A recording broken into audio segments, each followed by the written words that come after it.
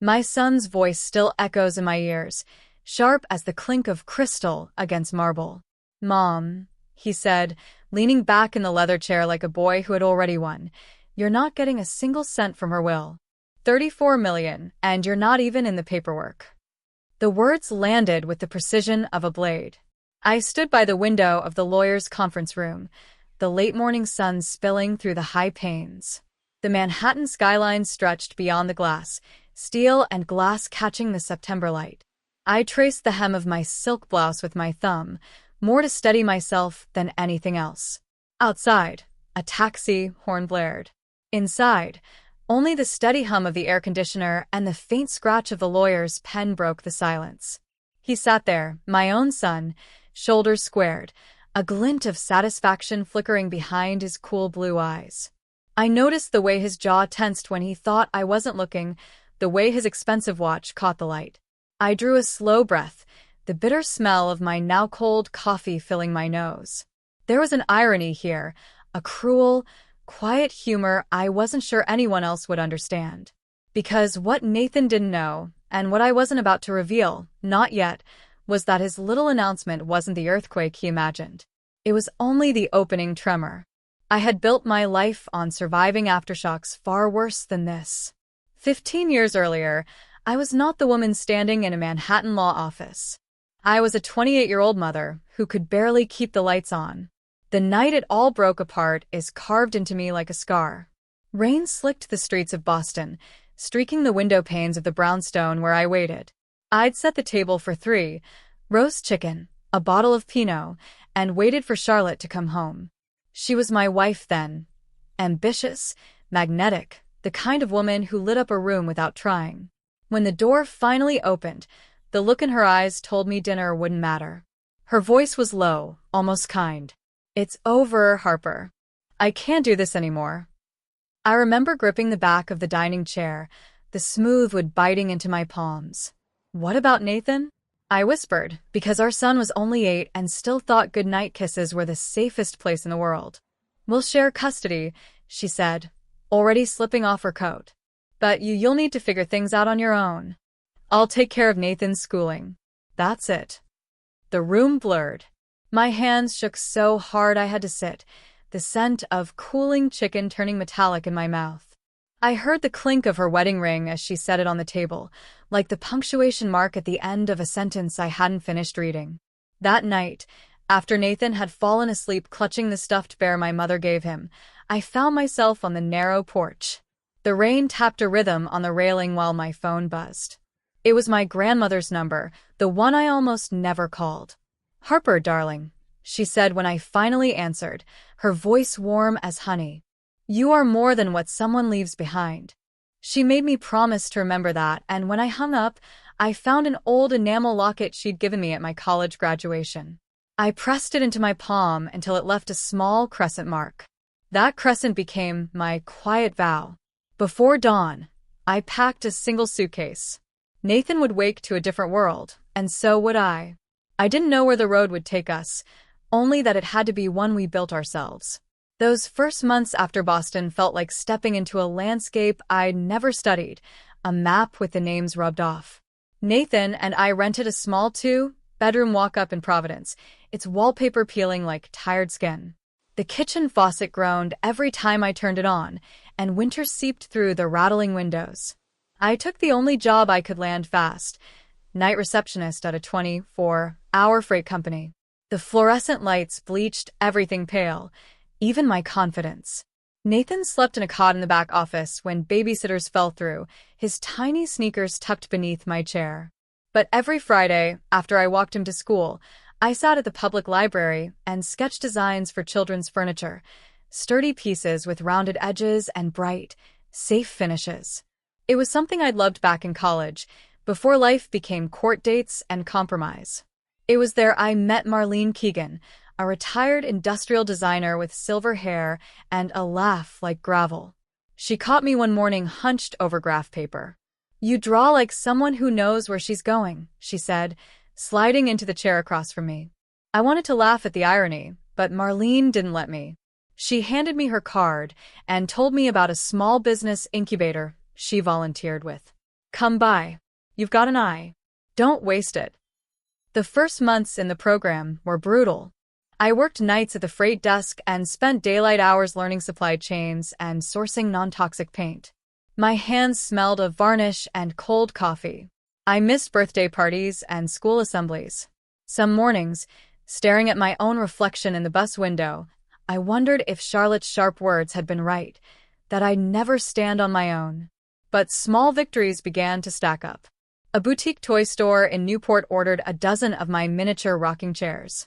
Then a regional parenting magazine ran a feature on safe and stylish spaces by Harper Lane, the name I'd scrawled on my first invoice without thinking. By the time Nathan turned 12, my designs were shipping to 3 states. When he asked why we never posted about it, I smiled and said, "Some things grow stronger in quiet." In truth, I didn't want Charlotte, or anyone, measuring my worth against hers. My success was not a weapon. It was the life raft I'd built out of stubborn hope. Years blurred into a steady rhythm. Night emails, early morning school drop-offs, trade shows where I shook hands with people who never guessed how fragile my confidence still was. Slowly, the fragile turned to solid. The first year we crossed $1 million in sales, I bought a narrow brownstone of my own, sunlit, with a porch where Nathan and I ate Sunday pancakes. I never bragged. I never called Charlotte. I let the quiet speak for me. And as the company grew, renamed Little Harbor Designs, I taught myself to move through the world with the kind of calm that once seemed unreachable. What Nathan and his other parent didn't know was that my silence had never been emptiness. It was strategy. Back in the present, the conference room's air felt as taut as a violin string. Nathan lounged in the leather chair opposite me, one ankle propped casually on his knee. He tapped the side of his expensive watch, an almost imperceptible gesture that said, "Your time is up, Mom." The attorney, a trim man in a slate-gray suit, cleared his throat and adjusted his glasses. "As executor of Charlotte Whitman's estate," he began, "I am obligated to disclose that the entirety of her $34 million estate has been placed in trust for her son, Nathan Whitman. No other beneficiary has been named." Nathan's mouth twitched into the faintest smile. A flicker of triumph lit his blue eyes, the very eyes that had once searched for me at every school play. I folded my hands in my lap, feeling the cool press of my grandmother's locket against my skin. Its small crescent imprint, my private promise, rested like armor against my pulse. "Is that all?" I asked softly. The attorney hesitated, as if expecting a scene. "Yes," he said finally. Nathan leaned forward, elbows on the table. "I told you, Mom. There's nothing here for you." He said it like a challenge, as though he'd inherited not just the fortune but Charlotte's last word on our story. I studied him. His tailored blazer, the slight quiver in his jaw that he tried to mask. He was his mother's son, brilliant, ambitious, and far too sure of the ground beneath his feet. "Nathan," I said, my voice even, "I never expected a penny from Charlotte. And I certainly don't need it." He blinked, confused. "I built something of my own." I reached into my leather tote and placed a small folder on the table. The cream paper bore the embossed logo of Little Harbor Designs.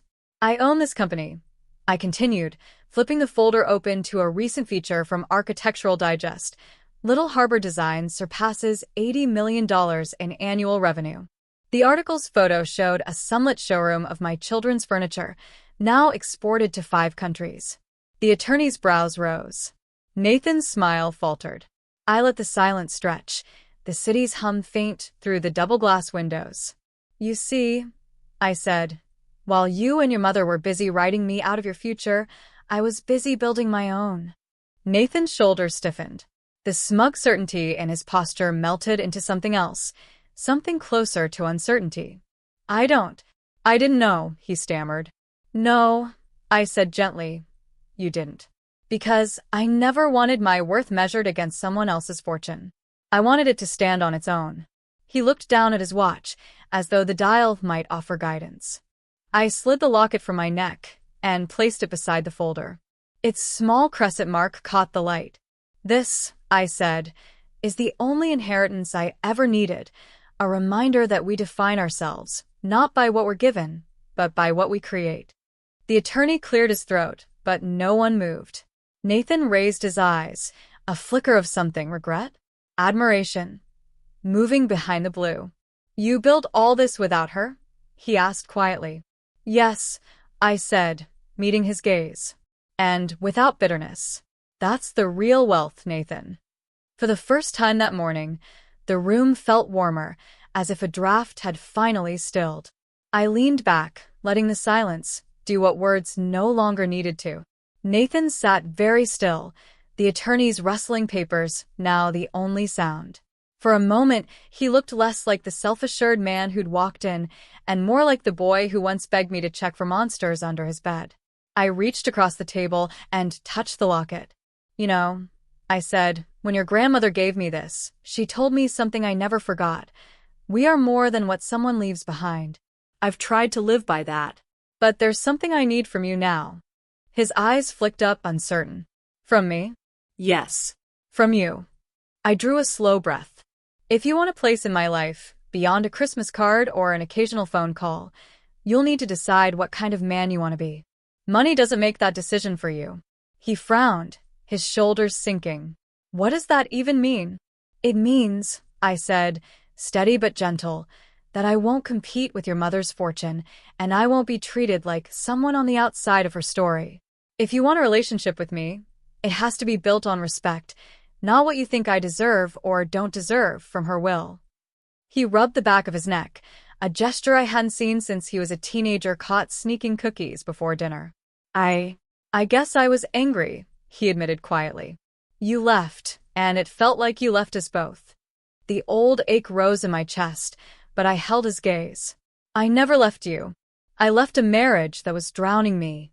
I stayed in every way that mattered, every science fair, every late-night call when you had nightmares. But you have to see that for yourself. The attorney, sensing the shift, quietly excused himself, leaving the room hushed. Nathan's voice was smaller now. What do you want me to do?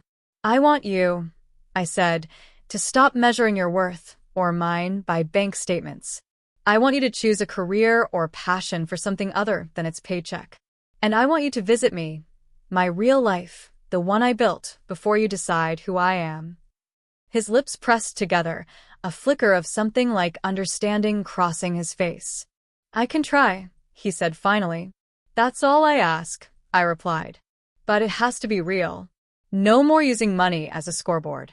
He nodded slowly, as though the weight of my words was settling in. I slid the folder toward him. If you want, you can start by seeing what I've built. Little Harbor isn't just a company. It's the story of every long night and every quiet morning you never saw.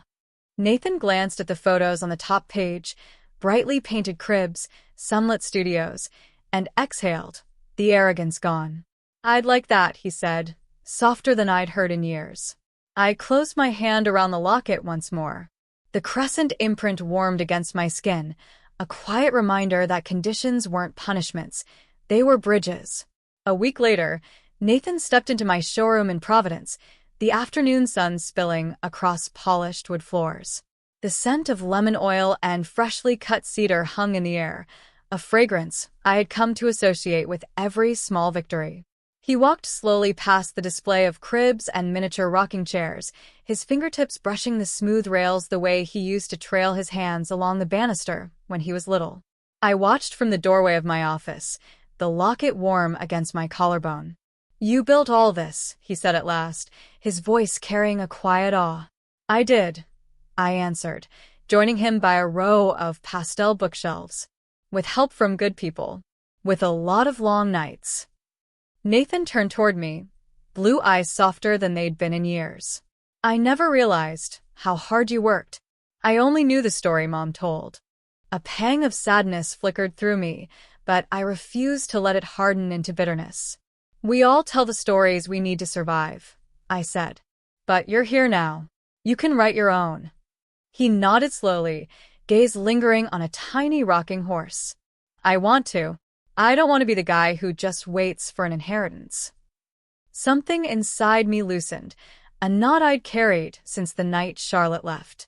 I touched the locket, feeling the familiar crescent imprint press into my palm. My grandmother's words echoed like a quiet hymn.